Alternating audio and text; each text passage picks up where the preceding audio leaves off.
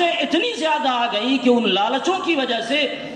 بڑا آدمی بھی چھوٹا آدمی بھی ہمیشہ دوسروں کے مال پر للچائی ہوئی نگاہ دیکھتا ہے، اور اس کا نتیجہ یہ ہوتا ہے کہ بیلنس معاشرے کا خراب ہوتا ہے۔ جناب رسول اللہ صلی اللہ علیہ وسلم نے ارشاد فرمایا کہ اے لوگوں، لالچوں سے اپنے آپ کو بچایا کرو، کیونکہ یہ لالچ جانتے ہو کیا ذریعہ ہے؟ یہ خون ریزی کا ذریعہ ہے۔ اس کے ذریعے انسان آپس میں خون ریزی پر آمادہ ہو جاتا ہے، اور اس کے ذریعے قومیں ماقبل میں جو قومیں تھیں، بہت سی قومیں اس لیے ہلاک ہو گئی کہ ان کے اندر لالچ آ گیا، شح نامی برائی آ گئی، دوسروں کے مال پر للچائی ہوئی نگاہ سے وہ دیکھنے لگے، تو اس کا انجام انتہائی خطرناک ہوا۔ مجھے کہنا یہ ہے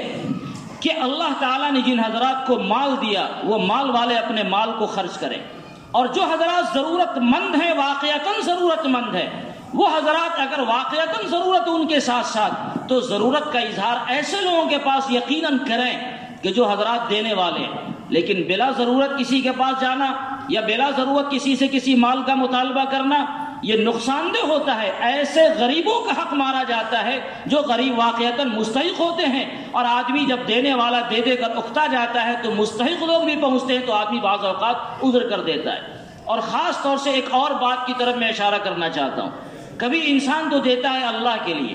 اگر کوئی آدمی اللہ کے لیے دے، چاہے وہ مسلمان ہو یا غیر مسلم ہو، اس سے کوئی بات نہیں ہے۔ کوئی مسلمان اللہ کے لیے دے رہا ہے، شوق سے دیا کرے، کوئی غیر مسلم اللہ کے لیے دے رہا ہے، اس کا اپنا پن ہوتا ہے، وہی سمجھ رہا ہے۔ یہ اور بات ہے کہ آخرت میں وہ کام آئے گا یا نہیں آئے گا، وہ دوسرا مسئلہ ہے۔ لیکن اگر کوئی ایسے دے رہا ہے کہ ہمیں پن ہوگا تو اس کو بھی لینے میں کوئی حرج نہیں ہے۔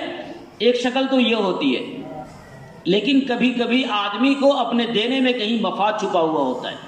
جیسے الیکشنوں کے زمانے میں جو کینڈیڈیٹ حضرات ہوتے ہیں، ان کے یہاں دینوں میں مفاد چھپا ہوتا ہے۔ وہ اس لیے نہیں دیتے کہ قوم کی خدمت کریں گے، وہ اس لیے دیتے ہیں کہ آپ کی زمین کا وہ سودا کرنا چاہتے ہیں۔ وہ چاہتے ہیں کہ ہم آپ پر کچھ خرچ کیے رہیں، احسان کیے رہیں، تو اس احسان کا بدلہ آپ ہمیں ووٹ کی شکل میں ہمیں ادا کریں، اس لیے وہ دینا چاہتے ہیں اور اسی لیے وہ دیتے ہیں۔ یہ مطلب نہیں کہ آپ کی ضرورتیں پوری ہو جائیں۔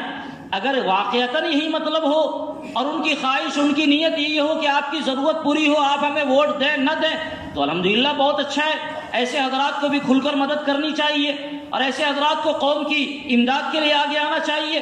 لیکن بعض اوقات الیکشنوں کے زمانے میں، جیسے آج کل الیکشن کا زمانہ ہے، الیکشنوں کے زمانے میں یہ ہوتا ہے کہ جو کینڈیڈیٹ اور امیدوار حضرات ہوتے ہیں، وہ ایک امید میں خرچ کرتے ہیں ایک ایک روپیہ، اور اس موقع سے ہم جیسے لالچی لوگوں کی بہار آ جاتی ہے۔ فلاں صاحب آ گئے، ان کو بھی کہا ہم آپ ہی کو ووٹ دیں گے اور آپ ہمیں دے دیجئے۔ فلاں صاحب آ گئے، ان سے بھی کہا ہم آپ کو دیں گے، آپ ہم کو دیجئے۔ فلاں صاحب آ گئے، ان کا بھی کھا رہے، ان کا بھی کھا رہے، ان کا بھی کھا رہے۔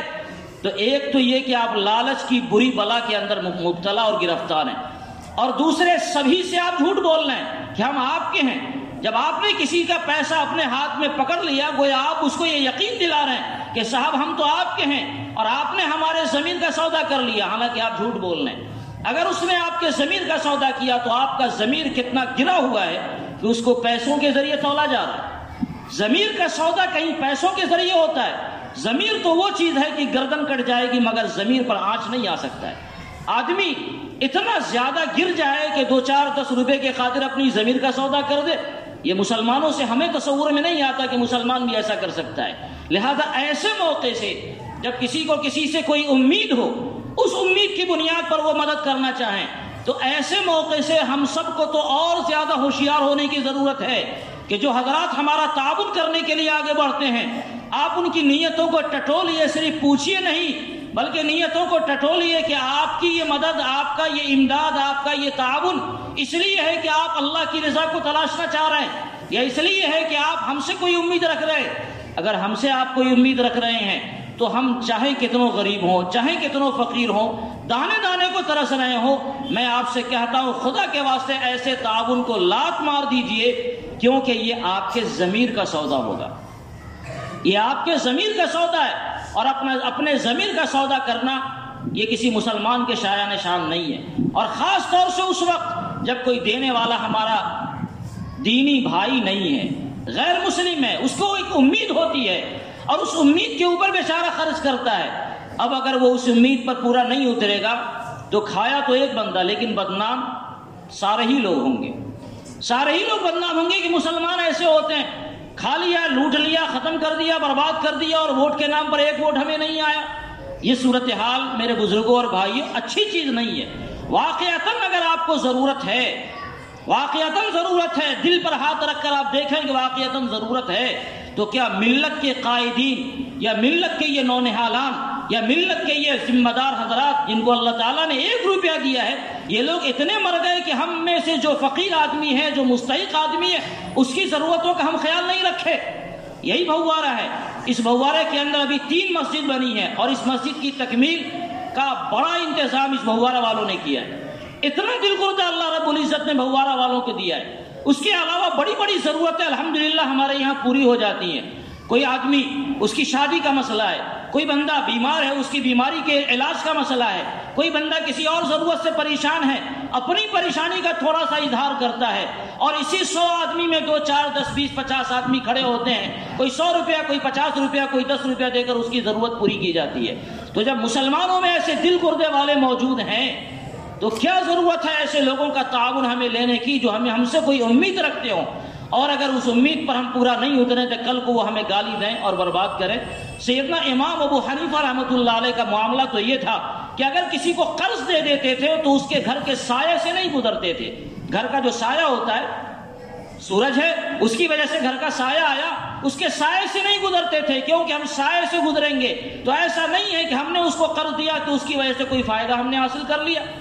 اور ہمارے یہاں تو اس معاملے میں معاملہ عجیب ہوتا ہے، آدمی کسی کو دے رہا ہے پھر اس سے نفع کی امید لے رہا ہے، تو یہ تو انتہائی گھٹیا سوچ ہے۔ آدمی دے اللہ کے لیے دے، آپ کام کریں، لوگوں کے قلوب اللہ تعالیٰ آپ کی طرف خود ہی متوجہ کریں گے۔ لیکن الیکشن کے زمانوں میں اس طرح لوگوں کے قلوب پر حکمرانی کرنے کے لیے اپنے جیب کو ڈھیلا کرنا، یہ آپ اپنا بھی نقصان کرتے ہیں اور ہمارا بھی نقصان کرتے ہیں۔ پوری قوم کے ضمیروں کا آپ سودا کر رہے ہیں، خدا کے واسطے یہ مناسب نہیں ہے۔ اگر مسلمانوں میں واقعتاً کسی کو کوئی ضرورت ہے، کوئی کام کرنا ہے، چاہے وہ شخصی کام ہو، انفرادی کام ہو، چاہے ملت کا تقاضا ہو، تو کیا ملت کے تقاضے ہمارے غیور مسلمانوں سے پورے نہیں ہوتے؟ مجھے یاد پڑتا ہے، میں رات بھی میں نے ایک جگہ بات کی ہے، وہ ہنر کا ایک پروگرام چلا تھا، سلائی مشین ہمارے یہاں آئی تھی، 2 سینٹر بناتا، ابھی بھی مشین ہمارے یہاں رکھی ہوئی کہیں نہ کہیں۔ اس ہنر کے پروگرام میں یہ جو سلائی مشین ملی تھی حکومت کی جانب سے ملی تھی، تاکہ مسلمان بچیاں سلائی سیکھیں اور ہنر حاصل کریں اور ذرا اپنے طور پر خود کفیل ہو جائے، تاکہ انہیں دوسروں کی ضرورت نہیں پڑے۔ اس کا جو افتتاحی پروگرام ہوا،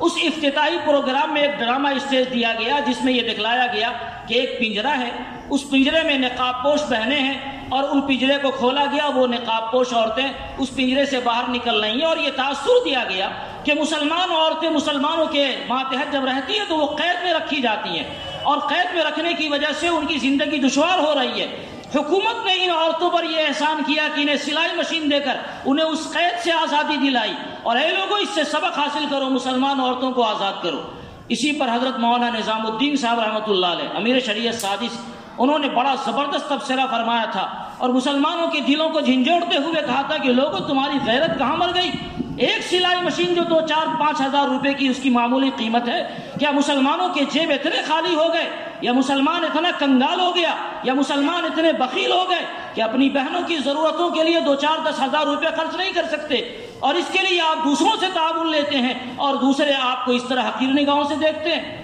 دوسرے آپ کو اس طرح بدنام کرتے ہیں۔ یہ معاملہ حضرت امیر شریعت نے ایک خاص پس منظر میں فرمایا تھا، مگر صورتحال یہ ہے کہ یہ بڑا عمومی پس منظر میں یہ بات کہنے کے لائق ہے۔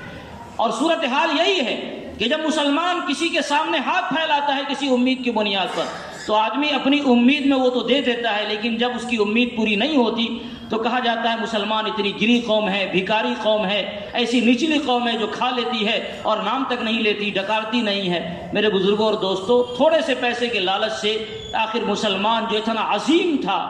جس قوم کو اللہ تعالیٰ نے اتنا اعزاز سے نوازا تھا، جو قوم دینے والی تھی، تھوڑی سے لالچ کی وجہ سے ہم اتنے گر جائیں، یہ مناسب نہیں ہے۔ اس لیے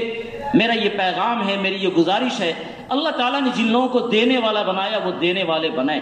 اس کے مال میں جن غریبوں کا، فقیروں کا اور بیواؤں کا، مسکینوں کا، کمزوروں کا حصہ ہے، وہ کوشش کریں کہ اپنا یہ مال ان حضرات کی اس میں خرچ ہو۔ خرچ کرنے سے اللہ تعالیٰ بڑھاتا ہے، گھٹاتا نہیں ہے۔ اور جن حضرات کو مسلمانوں میں واقعتاً ضرورت ہو، اولاً اپنی ضرورت کا اظہار اللہ رب العزت کے اس دربار میں آ کر کریں۔